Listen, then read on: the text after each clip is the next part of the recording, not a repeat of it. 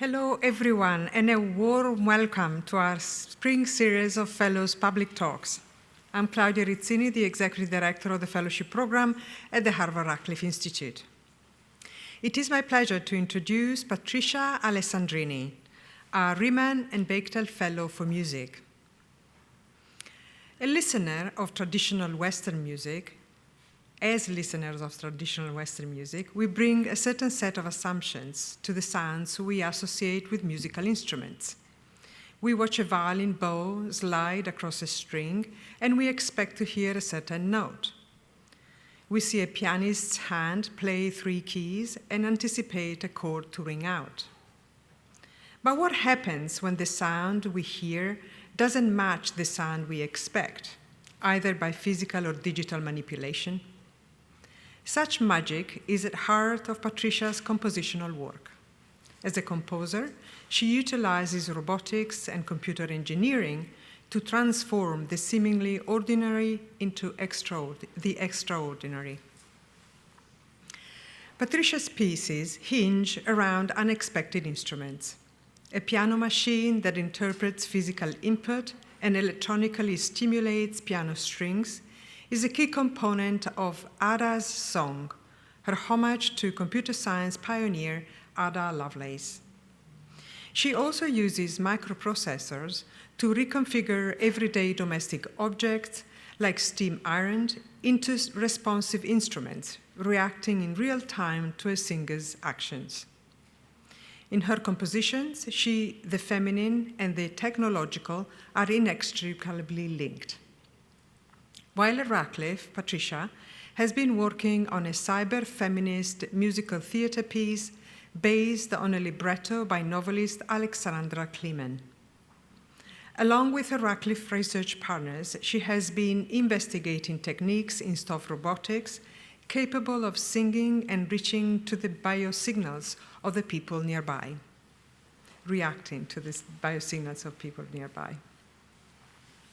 She hopes the project will illustrate how future technology might be imagined from a marginalized, specifically female perspective. The Q&A portion of the public talk today will be moderated by Jessie Cox, who is an assistant professor in the music department here at Harvard. And now please join me in welcoming Patricia Alessandrini.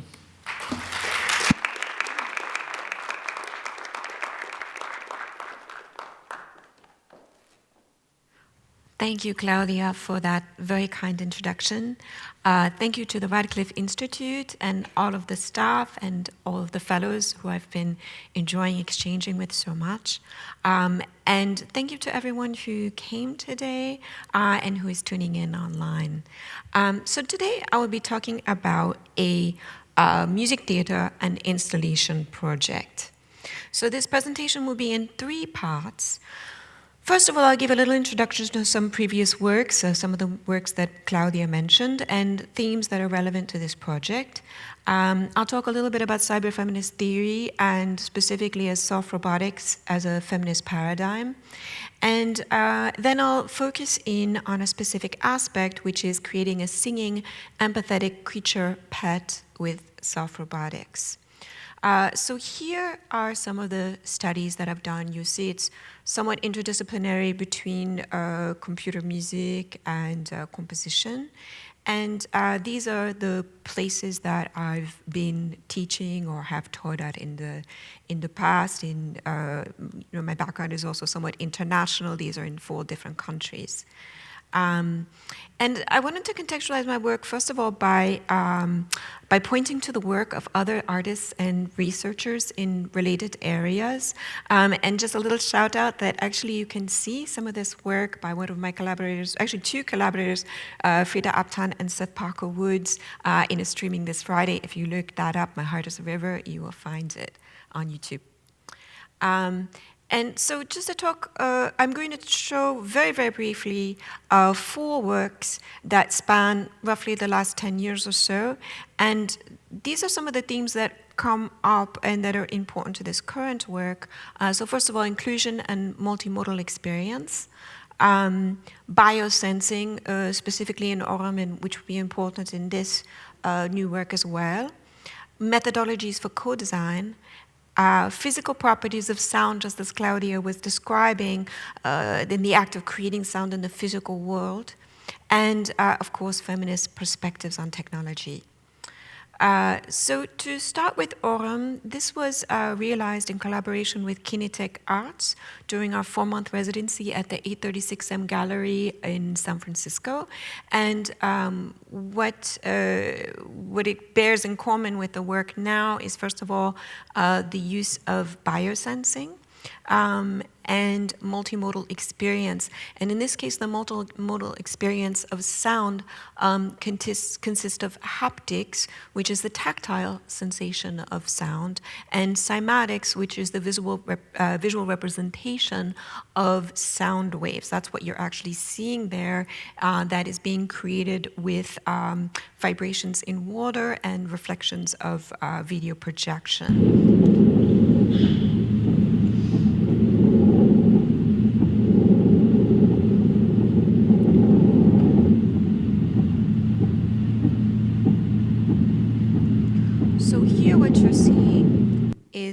That was a performer who was controlling these vibrations with her heartbeat and her muscle tensing. So to go on to talk about my work in inclusion, which also involves multimodal experience. Mångewächse is a work that I created, again, this time in a year residency with Share Music and Performing Arts in Sweden, which is a Swedish Center for Inclusion in the Arts.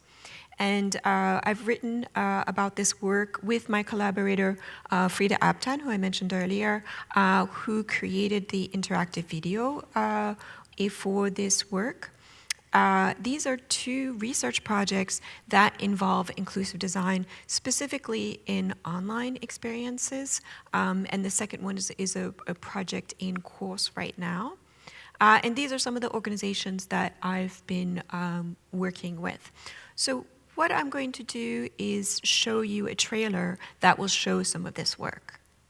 And just to say that this work is, the goal of it is to express an expressive and engaging experience across notions of ability and disability. There's a fluidity of roles and functions in the decision-making process, a non-hierarchical system, such that the binaries of user, designer, and creator performer are blurred. And this is part of Share Music's conclusive practice of bringing together amateur and professional artists while centering disabled artists. So here is the trailer. In this trailer, we see already 2 of the interfaces. One is the metal plate, feedback plate, and one are the shadow puppets, which you see in the background. And it's important to note as well that you see both Share Music's influence ensemble, composed of people who have taken the workshops, and the ensemble Gagego, a contemporary music ensemble in Sweden. Making something that allows people to be expressive in different ways, including the members of Gagego. This is an important idea of the project, is that maybe the relationship of the members of Gagego to their own instruments might be transformed in some ways.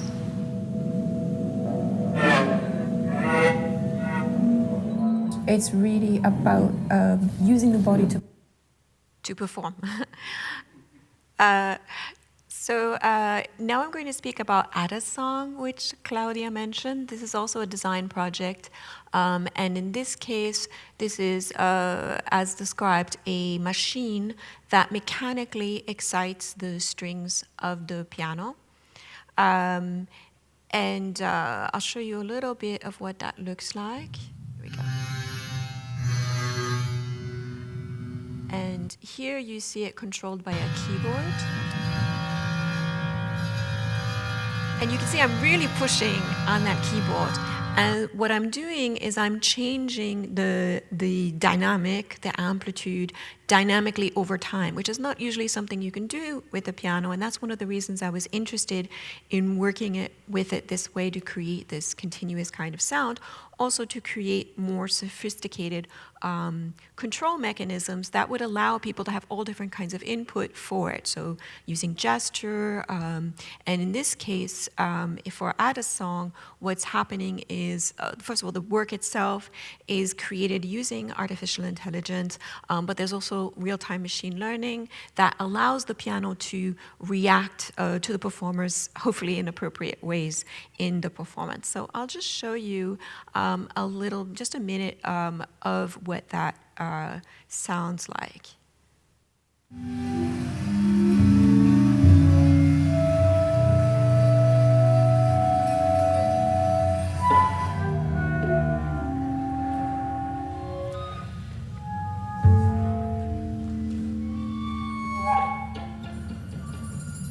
here you're going to hear it.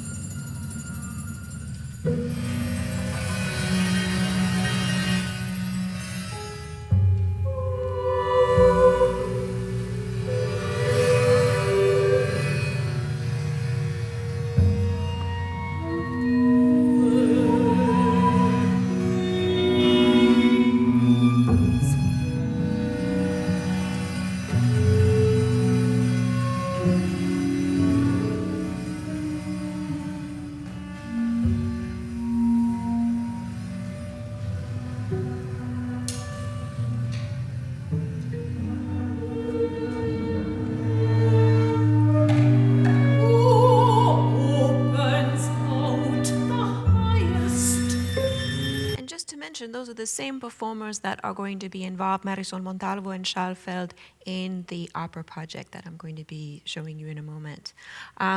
So Parlor Sounds is another work dealing with feminist perspectives on technology.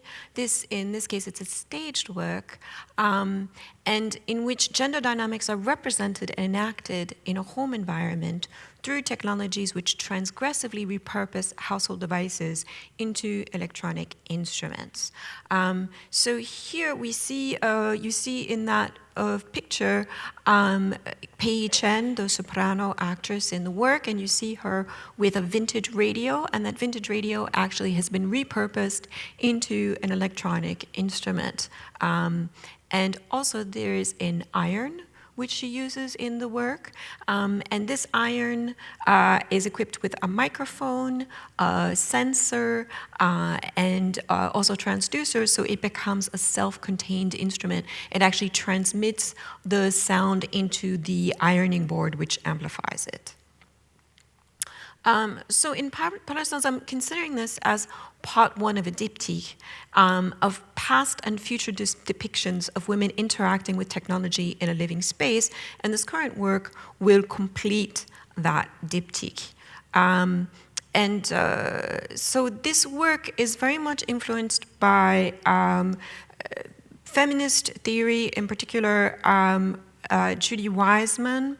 Her Feminism Confronts Technology, which we'll see is a foundational work for cyberfeminism, where she performs analyses on technologies, including manufacturing, but also the technology of domestic spaces, in relation to gender dynamics. So she writes that it is impossible to divorce the gender relations which are expressed in and shape technologies from the wider social structures that create and maintain them. And she posits that development in these domains would be fundamentally different if these dynamics were fundamentally transformed. So this work is positing the question of how technologies might be developed differently in the absence of male technology, what paradigms might arise. And it's not just about plugging women into a technological situation like, I'll show you, like being in space and using that technology, with the knowledge that strategies to increase women's participation are limited by the extent to which power relations are inscribed in the technologies themselves. And I write about this and how this plays out, particularly in music technology, in a book chapter co-authored with Julie Zhu, which also describes the co-design process in this work. So I'm going to show again just a little trailer of this work. In the beginning, you're going to hear a vacuum cleaner, which has been modified in some ways to sound somewhat more musical, but this work is very much bringing together noise and music in different ways.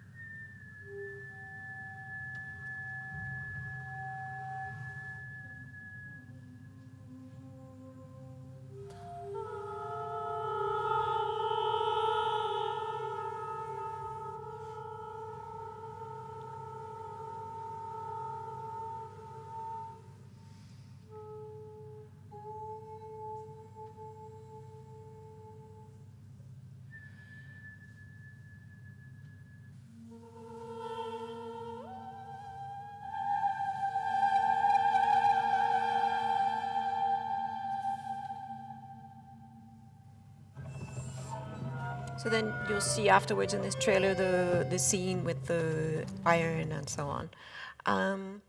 So now I'm going to talk about this current work, which is a cyberfeminist futurist installation and performance for 2 voices, 10 instruments, and biosensing soft robotic creature pet. I prefer not to call it a robot. It's really thought of as a creature, which I'll talk about in a moment. And when I'm saying cyberfeminist, there's a lot of definitions of cyberfeminism. I'm using this very generally as a feminism of the digital, which is often dealing with questions of the body in the virtual world or virtual worlds. And this is the core project team. So Alexandra Kleiman is the librettist. Marisol Montalvo, who you saw in Ada's song, is one of the 2 sopranos. The other is Donatien Michel Dansac. And this is a specifically cyber-feminist work, as it depicts a woman working in telecommunications in far outer space, who communicates with another woman across space, but without knowing if that woman is real or virtual, because of the way that their communication is evidently mediated through that space. And at the same time, she has a cyborg pet for company who also monitors her biodata. And when I'm thinking of this work, some aspects might also be dystopic and describing some of the fears, very well-founded fears people have about technology. But one of the things I'm also thinking about is this idea that utopian thinking in and of cyberspace is not merely far-fetched and illusory, but holds real feminist promise in its way of imagining things differently. Such imaginative power should not be underestimated. So it's also about imagining other paradigms of technology, other ways of using technology. So quick overview of cyberfeminism, not at all exhaustive. And just to say that the Cyberfeminism Index is a wonderful way, by Mindy Seou, is a wonderful way to get familiar with this. There's a fantastic website where you can get links to a lot of these works. And Mindy Seou is also a really interesting artist in her own right. These are some of the foundational works. Donna Haraway's Cyborg Manifesto is often cited in the origins of cyberfeminism. I already spoke about Judy Wiseman. In terms of fiction and artistic works, Octavia Butler's first part of the Exogenesis series is very influential, obviously. It comes out in 1987. And then, I like to think of cyberfeminism as a continuing movement, but it's often cited as a certain high point, let's say, in the 1990s. In 1997, you have Rosalind Picard's Effective Computing coming out. Rosalind Picard was teaching at just here at MIT. And it also marks the Old Boys Network, you have to love that name, the first cyberfeminist international, which they hold in Germany. So going on, I feel like there's increasingly more awareness of intersectional forms of cyberfeminism. And Tressie McMillan Carlton writes about that. And also you have movements such as Wiki Mujeres. Wiki Mujeres is a movement that arose to influence, to have more Latinx, specifically Latina, representation in Wikipedia, which is something we can talk about. It's a huge problem, the question of representation in Wikipedia and misrepresentation. And wilding, this idea of taking back these internet spaces as spaces to wander and explore. And in terms of sonic cyberfeminism, to my knowledge, that term is published for the first time by Annie Go in 2014. We have this collection coming out in 2021 in the Feminist Review, and there's also a forthcoming volume coming out in 2025 on Goldsmith's Press, the Sonic series. And I have to say that the time that I spent at Goldsmith's in roughly the 2010s was really important for me in getting to know that body of work and that movement. So in terms of cyberfeminism, again, I like to think that we can think of it as a continuing movement, and also look at works that don't necessarily identify themselves specifically as cyberfeminists, as being cyberfeminists. And just this past weekend, I think I announced it to some of you very last second, sorry about that I had the news myself last second, but I had the delight of going to see Harvard's own Conflux Art Tech residency exposition. Conflux is a group for art and technology on campus, and some of its members are actually involved in my project as research partners, which I'll talk about later. And this show, Algorithmic Identities, there were a lot of different pieces that I could talk about in terms of cyberfeminism, but just to highlight two, Wi-Fi, a really nice play on words, explores relationships that develop over the internet. And you can see this, also this idea of the body, seeing the inside of the body, how we represent bodies on the internet. And Crowns of the Cosmos by Zaria Ferguson is about seeing oneself in the idea of space, and in this case with a focus on Black hairstyles. So to look at, I mentioned that in that other slide that I had been doing some of this research at the Stanford Humanities Center already in 2021, 2022, and looking at possible feminist paradigms in technological development, and soft robotics really developed as a possibility.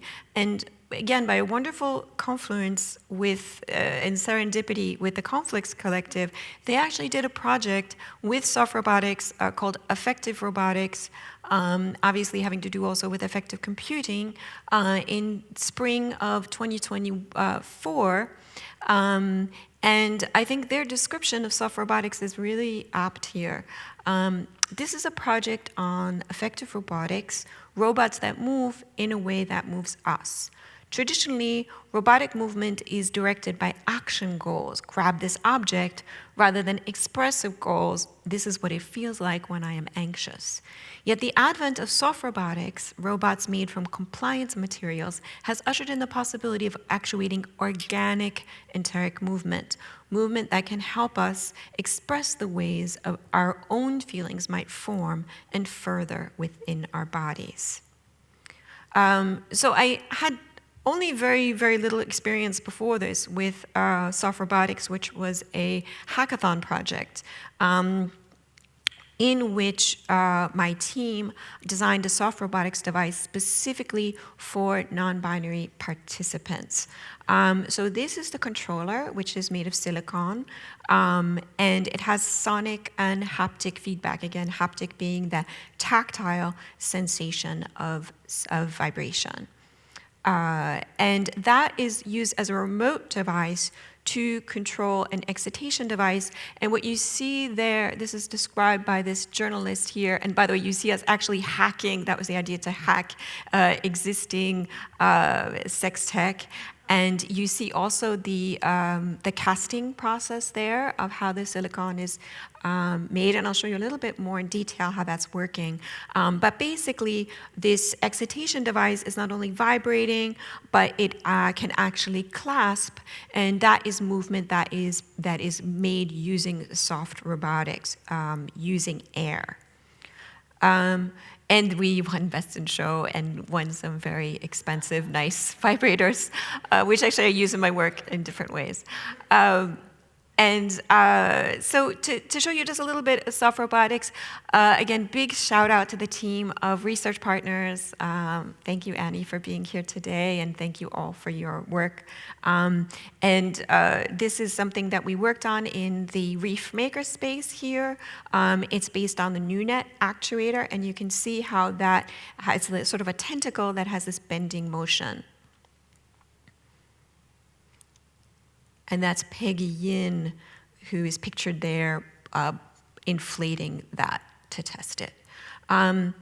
So now I'm going to speak about the specific aspect of creating an empathetic creature's pet capable of seeing with soft robotics, which will first be in an installation and then be in the staged work. So it needs to be able to turn towards members of the public. It needs to breathe in tandem with participants, whether it's people in the staged version or participants in the installation. It needs to vocalize in response to their biodata, and to perform in a video, again for the installation, in a trio with soprano and cello. This is what the installation roughly will look like. It will be at the Franois, who's a partner on this project, in their panorama show in coming this fall. And so here you see the above view. Here is where the little critter is going to be, in an aquarium. For this case, it needs to be an aquarium because people can't be touching it in an installation. It's just not practical. And you see with those arrows the directions that it will be looking in. So it will be looking in part at the people who are seated. Actually, I can go in and show you. Can you see? Voila. Those are the chairs where people will be seated to look at the video screen here, which will be playing a sort of performance of the creature pet with the soprano and cellist. And there will also be a station, a biosensing station. In the actual staged work, the creature will take a tentacle and will wrap it around the finger to take the biosensing. In this case, again, it wasn't really practical, so there's going to be kind of a palm reading sensor station that people can use, and then the creature will breathe with them and respond to their biodata. This is based roughly, in terms of the design, on the nudibranche, which is a kind of a sea slug. You see it's very brightly colored. It's brightly colored because it's actually, for the most part, poisonous. I forgot what that phenomenon in nature is called, but that's a certain phenomenon that where something is brightly colored because it is poisonous. And I really have to thank my Radcliffe fellows here for the great conversations about this project that led me to think about, unusual examples in evolution, and also to represent the creature not as a kind of a robot, but really as a kind of a cyborg being. So this, again, you see an example of soft robotics. You see this expanding movement, and that will be used, either a sphere or that. I'm trying different possibilities for the breathing. And there you see a simulation of the breathing of the creature pet. And here, I'm going to show you a specific kind of let's get it to the middle, but you can see a little bit better. Yeah. So we get the neck movement. So the neck movement is very specific. I mean, you saw that the breathing was just this kind of expansion, which is easy enough, right? But this is very specific movement. If I show it from the front, you can see that it's really making these expressive kind of head movements. And that is done using something called stiff flop, which was actually developed for surgical operations. So you can see that my research is really going over into some of the different different fields. And it was very interesting to meet some people in biomedical engineering at King's College recently to talk more about this work. Actually, the STIFLOP was a big project at King's College London. So going on, I want to focus finally on creating the vocal system itself. And I'm grateful to Robert Wood, who is an expert here at Harvard in soft robotics, but also has very strong interest in sound and music, for allowing me to go to his class, How Music Works. And he had this great analogy between how a wind instrument works and how the human vocal system works. So first of all, it has the same power source, essentially the lungs. There is a vibratory source. For humans, it's the larynx. For an instrument, it would be the kind of a coupling between a mouthpiece and mouthpiece, or a reed that's vibrating. And then that goes into a resonating cavity. For humans, it's the vocal tract, which of course includes our shaping with the mouth, right? The shaping of the different vocal formants so we can understand speech. And for an instrument, it's the body of the instrument that lends a particular timbre to that sound. And then for humans, there's a complex physiology that controls, for instance, the way that the larynx is working. There's also the lungs that are coming in as a control mechanism. In instruments, you can get some pretty complex change of the sound using the coupling with the mouth. So you can do some of that, but often to change pitch, it has a more fixed system. Like for instance, here the pistons change the actual length of the instrument, right? So we usually don't have instruments that are soft and flexible and malleable. So that was one of the reasons I wanted to work in this way, because I'm really interested in that malleability and how you could change sound dynamically. So here, I don't know if any of you have tried this when you play with a blade of grass and play it like an instrument. I see you smiling. Okay, I think there's a few people who have tried this. So basically, just to go through the same diagram, there's the lungs are powering it. The blade of grass is kind of a reed. You have the cupped hands that you can modulate to actually modulate the resonating cavity, and the control mechanism is again partly physiology and partly this changing of the sounds, but you can modulate it somewhat with the mouth. So here you see the first phase of prototyping of creating a vocal system, and this was done at the Fresnoy with Marie Tricot. And so you see that this vibratory source, which is a model of the vocal folds, will go into the vocal tract. So let's look at the vocal tract first. So for the vocal tract, I'm using a reed input just for testing until these are put together with the other vibratory source. So it's just a placeholder for the vocal folds. And the way that this is modulated is that each section is inflated or deflated to create different shapes. And this is based on previous experiments in 3D printing vocal formats, particularly by the Arai lab.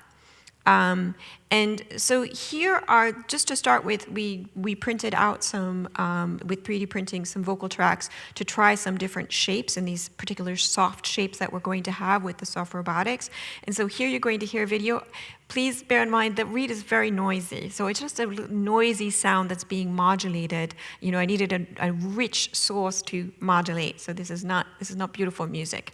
But what you listen for is not a change in pitch, but a change in the timbre by reversing this form.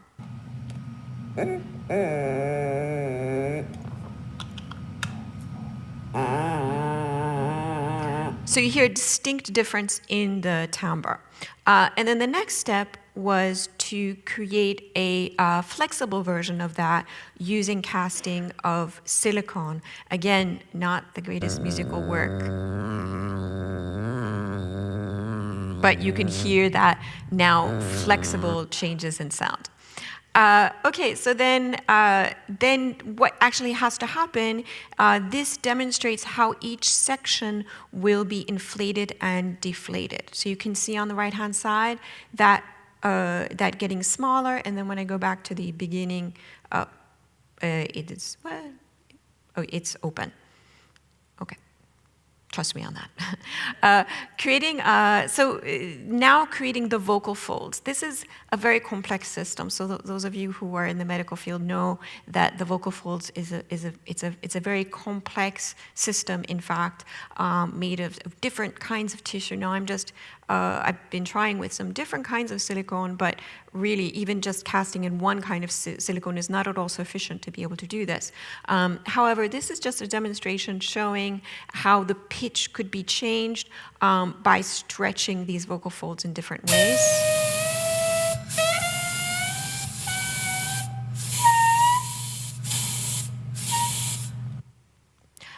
So very delicate system.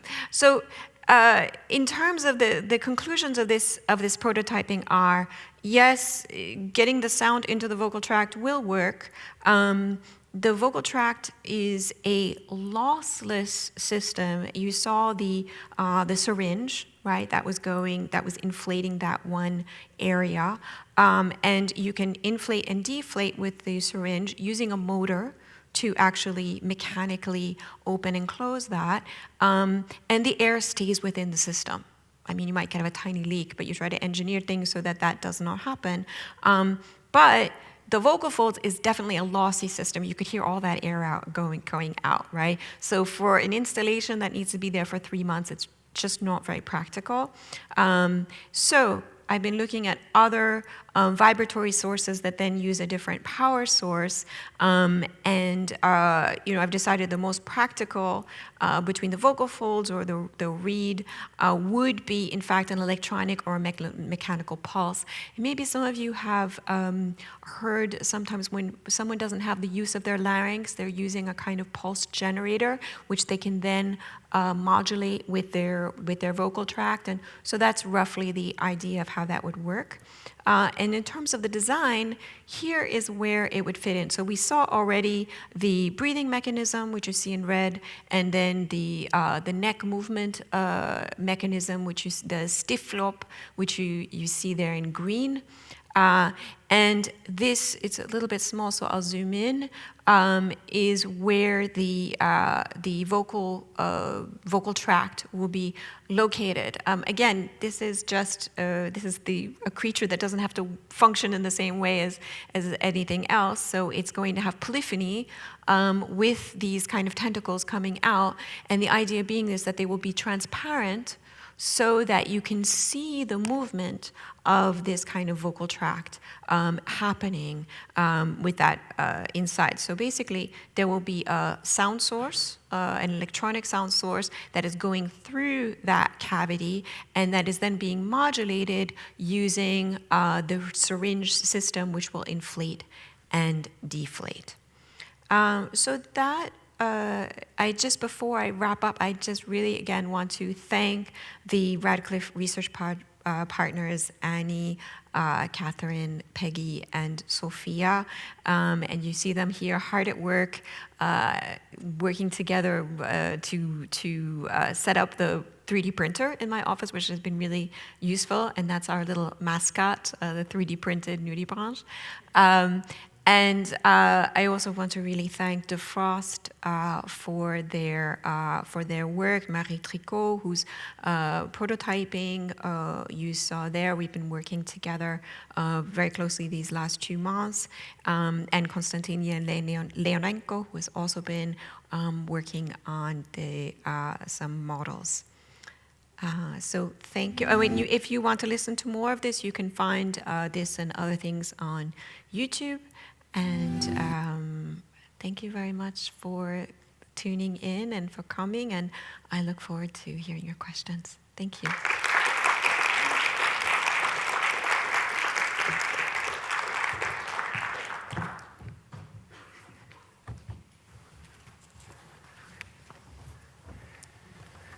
Well, thank you, Patricia, for this absolutely fascinating presentation. And I'm sure there's many inspired questions. And I just wanted to remind our audience that you can submit questions using the Slido. Here is a QR code and online in the chat, and I will be able to ask Patricia about them.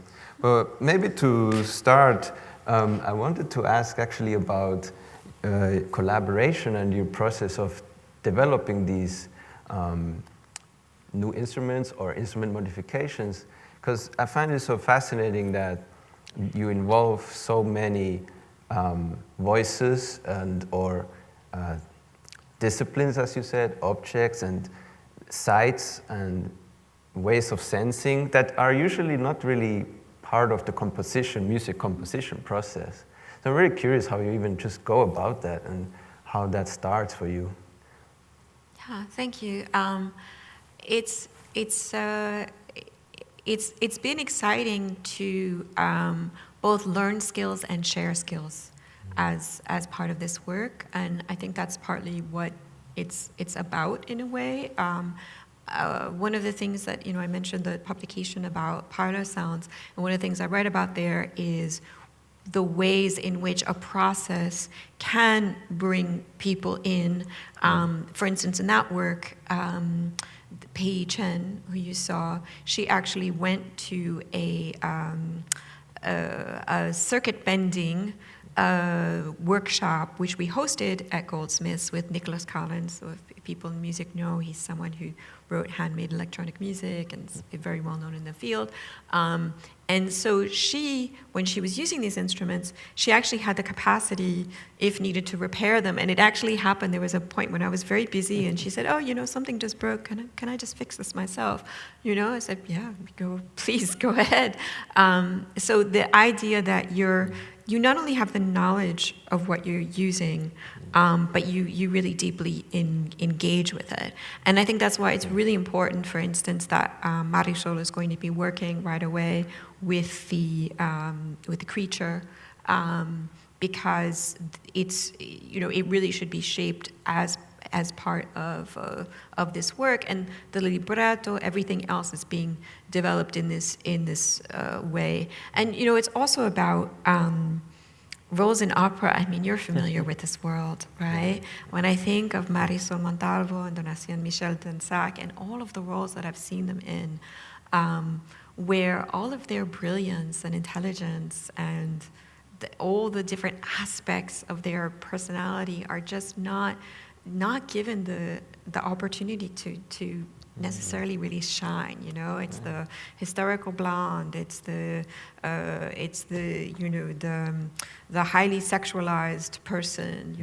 It's all of these things, and highly sexualized in a way that you don't necessarily have control over it, or playing a stereotype practically of oneself. So this is really about, it seems so logical. You hear this about actors sometimes, right? The actor says, "No, I'm not going, that's not my role. I can't do that. That's not going to make sense in my role. I won't go there." I just heard this about Twin Peaks, actually, that with David Lynch, that there was a point where Kyle MacLachlan, is that his name? The main actor, he said, "No, we can't have that development." Why wouldn't it be the same in opera? And and not only some little development, but who you are, right? So this is really being formed together, and also formed together with the technology and with the knowledge of the technology. Oh, it's so fascinating to think about this question of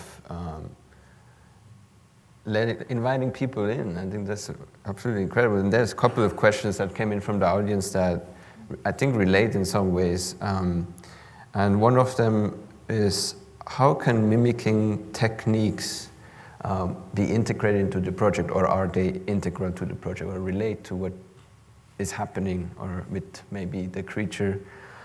There's some other thoughts or ideas, which I'm not sure what this means, but ideas like stone praise technique, or a cappella, or other voice instrument integrations. So maybe that's related to this, and maybe we can take this question together with the question of how you're thinking about constructing the biodata, which maybe is in relation to sensing. Yeah, So, yeah. That's the biodata is a great example to describe how the thinking about technology is both, as I said, the very well-grounded fears of developments and ways that that actually technology can be used in beneficial ways. We have to be able to say that, right? It has to be possible to use it in beneficial ways. And one of the things, a project that I'm going to be working on, and something that a lot of people ask about the robot pet, I mean, one of the things when we're talking about it being fluffbot, or, is it something, people say, can you hold it? Can you hug it? And for this particular version, no, not so much. But that's something I'm really thinking about a lot, because in the research for this, I was looking a lot at these companion pets, and it's not about replacement, because I really believe in the act of care and how that needs to be valued more by society. We need a lot more people doing that work, but it's about augmenting that when you have a practical situation where you can't have a dog or a cat, for people, that it actually is nice to interact with something that you can touch and which has some interactivity. Why not? And so that's actually research that I'm going to be doing with a colleague whom I met at Stanford, Professor Tao Ha, who is in psychology and is working a lot with technology. And we're going to be looking, in fact, at how soft robotics can be developed, not even just specifically for pets per se, but for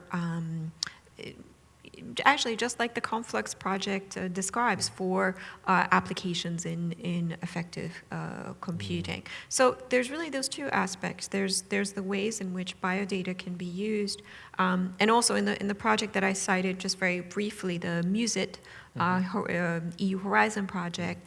That's biosensing has a huge role in giving people who might not be able to perform with a traditional instrument, for instance, ways of expressing themselves in an online situation, but also a way of having intersubjective data in those online situations. Because often what we say, right, like we sort of feel in a room, like I see someone just nodding their head, I see these very slight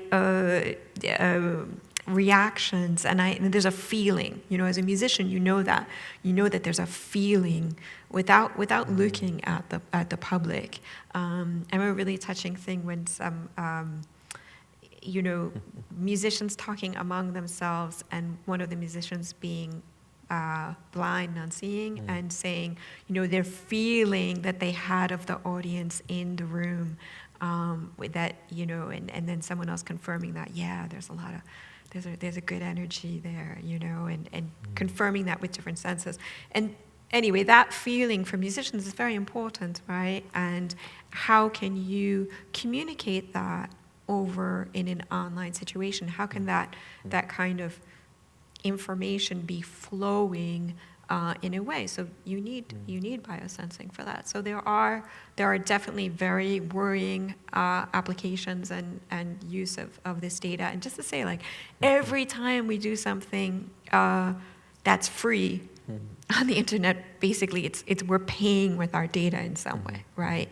We're training some AI model. We're providing our personal sort of preferences to be advertised at. That's what we're doing.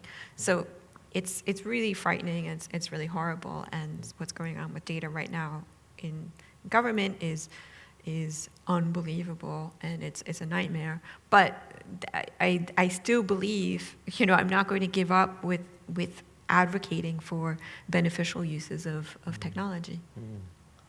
This is so fascinating, because one of the statements that I think just encapsulated it for me so clearly was this conflux statement, right, between the difference between action-oriented and expression or feel-oriented design or programming, or what was it? Yeah, And I think this is fascinating also to think about in relation to music, or why music, as you were just talking also a bit about, like you choosing to do this in music as a musical performance and a musical work, creative practice. So I'm curious, what do you think is the possibility in the field of music as an example that's maybe different in the other fields you engage with? And also there's a question I think that relates directly to this as well from the audience, which is, how do you, or who do you hope your audience is? And maybe we can also say, how do you hope your audience interacts with your work? Yeah, there's a lot there. I mean, first of all, just to say, like, it's so important to use these technologies in creative ways, because many of the ways that they're being used is so uncreative. You know, when you say the robot's doing things, I mean, what's less original than, you know, the Elon Musk idea of a robot that serves you a beer? How is that really? You have to be a perfect genius to think of that. That is so unoriginal. I mean, there's so many other ways I can get a beer, right? I mean, I don't need a robot who's also like they're cheating with the AI and having someone speak through it. There's no innovation there.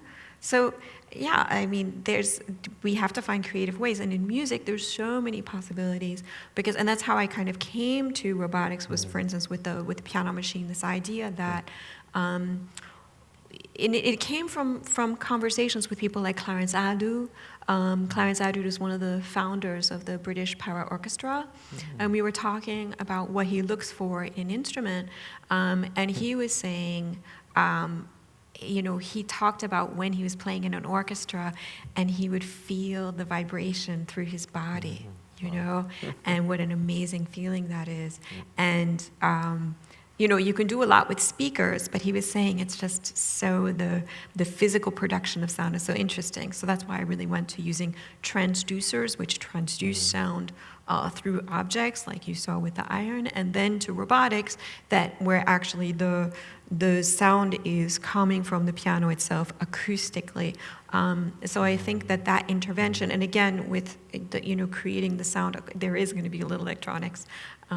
Which DeFrost calls cheating, but I think that the fact that there's an electronic source that's then being physically manipulated with robotics is really meaningful and really relates it to our bodies and the way that our bodies work. Oh wow! You know, there's this. My grandmother is in the home now. Actually, she's like 96 or something. But she always tells me about this, how sad she is not to go to the orchestra anymore because you can't feel the actual air and the vibration. So it made me think of that. Haptic devices. Yeah, you see, right. haptic devices, that's what they can do, is that you can have an embodied experience of sound. And again, with the music project, that's one of the things we're working with Actronica in France, which is a company that makes haptic vests, that makes, and again, you probably think, well, who's going to have a haptic vest? That's really expensive. But one of the things I've worked with, and especially with some of the students that I've mentored, is DIY kits. Where you can make these things inexpensively. And I think really what would be fantastic is if you could go to any concert and have a haptic experience of it, right? Why not have a haptic kit? And, you know, if you want to plug into it, you can. Yeah, that would be wonderful. I can't wait for the day when we listen to music like that. And I mean, somebody did ask a very related question. Remote interaction with biosensing would be very useful. Can you say more? So is that maybe one way? Thank you. I'm glad you think so. Yeah, I think it could be useful to some people. And I want to say, too, you know, that with this virtual in person, I really believe in virtual experience. I know that during the pandemic, of course, it was really difficult for a lot of people, and of course musicians really suffered during that time, dancers really, all performing artists really suffered during that time not to have live performances. But the fact of, for instance, having classes online, having all of a sudden all this online content of cultural streaming, virtual museums, and so on, really opened up for a lot of people who had mobility issues, right?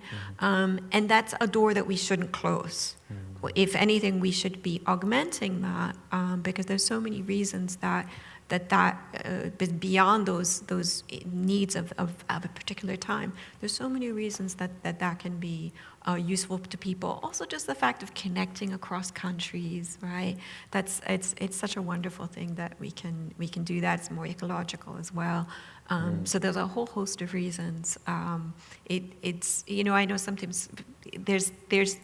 I think when people say, "Oh, I have Zoom fatigue" and all of these things, it has to do with the lack in these technologies itself, the delay that's built into them, all of these things, and that's what we're working on.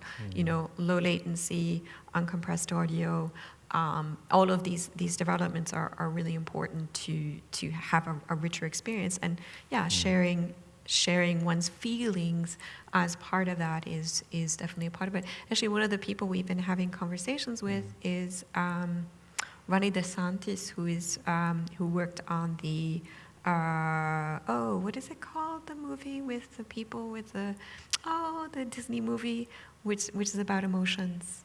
Oh my God. Inside Out. Thank you. Inside Out. So that's this idea of being able to show emotions can be really powerful. Yeah, that's fascinating. I mean, I think maybe this is also to do with why you take up the discourse of cyberfeminism as a way to write about this and converse about this.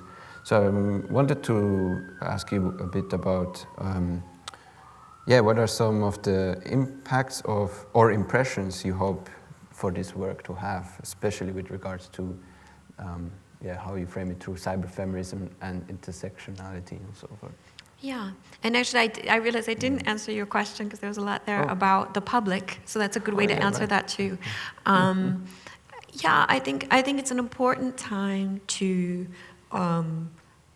imagine things differently. We have to be able to imagine things differently, and in all domains. I think in this time that we're living in this time of let's say like a certain dysfunction, to say it lightly, of the government and really oppression and also institutional oppression, that it's important not to have anticipatory compliance with things, right?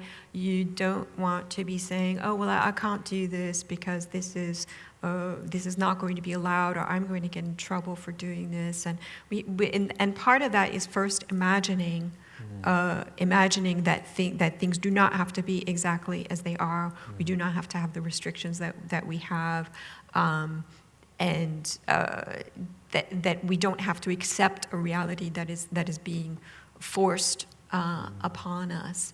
And I mean, certainly all of this investment in AI shows us how important that is to other people, to those who wish to have this hegemony. And so expressing oneself in that domain is all the more important. And also just being able to have experiences that are also tailored to oneself, right? The fact that one is even able to interact with one's biodata, and not in an extractive way, but in an interactive way that hopefully makes one even feel more connected with oneself. I know when I experiment with biodata, that's sort of how I feel. It's I'm aware of myself in a different way, and that even just in itself seems to be a positive. I'm sure, at least for me, your work helps us imagine new ways forward and new ways of living and interacting.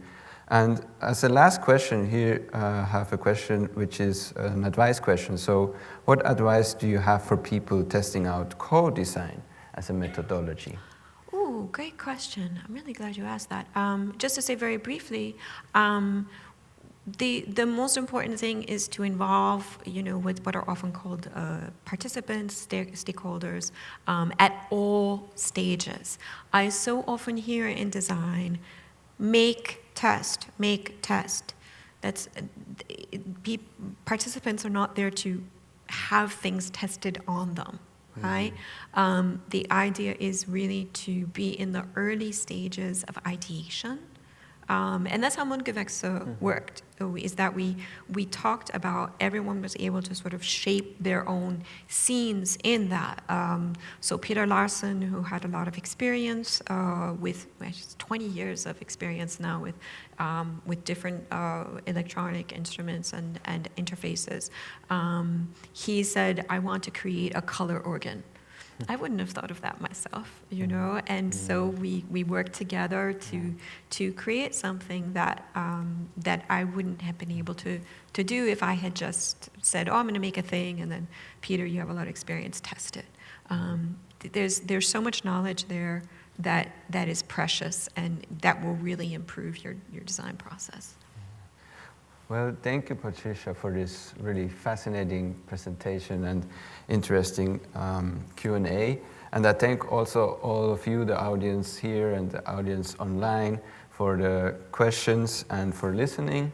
And I hope you'll be able to join us for other Radcliffe virtual programs. You can find out about future programs and watch videos of past events at radcliffe.harvard.edu.